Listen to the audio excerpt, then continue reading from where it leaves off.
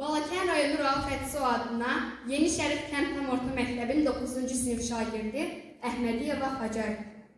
Baba Vəziroğlu Azərbaycan.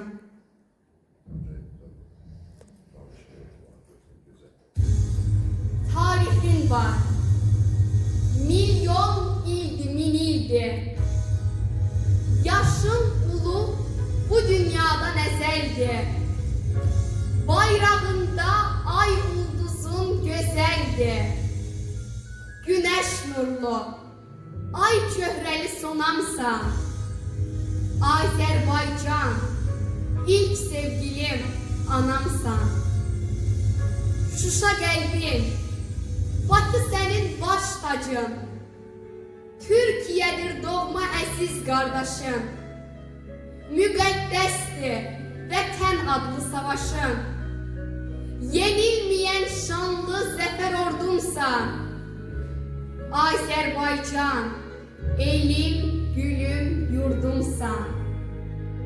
Tanrı veren bir cənnətdir hər yanın. Mil Muğanın, Qarabağın, Şirvanın. Uzaqlardan eşidilir adsanın. Telli sazım, ney kamanım, tarımsan. Azərbaycan, bir vəfalı yarımsan.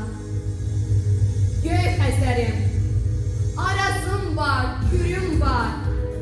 Şəfa verən ocağım var, pirim var. En şərəfli sıralarda yerim var.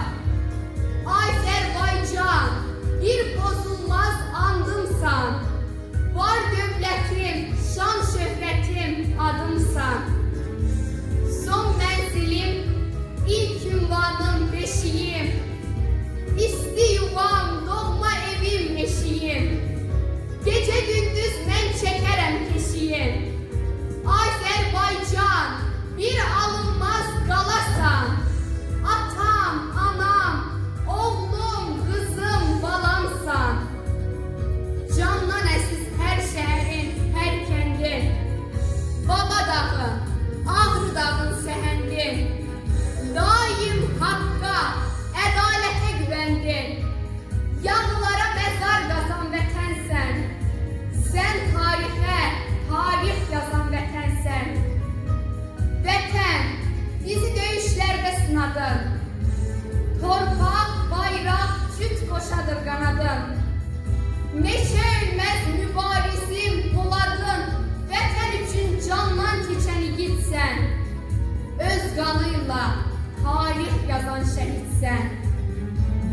Şanlı ordun düşmənindən öc alır. Heydəroğlu ilhamından güc alır. Bayraqların Qarabağda ucalır.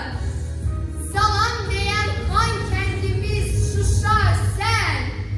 Azərbaycan, var ol, var ol.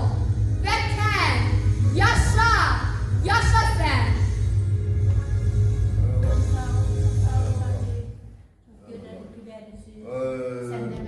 Hacer, içeride sınıfıydı sende? 9. Uğurlar. Sağ olasın.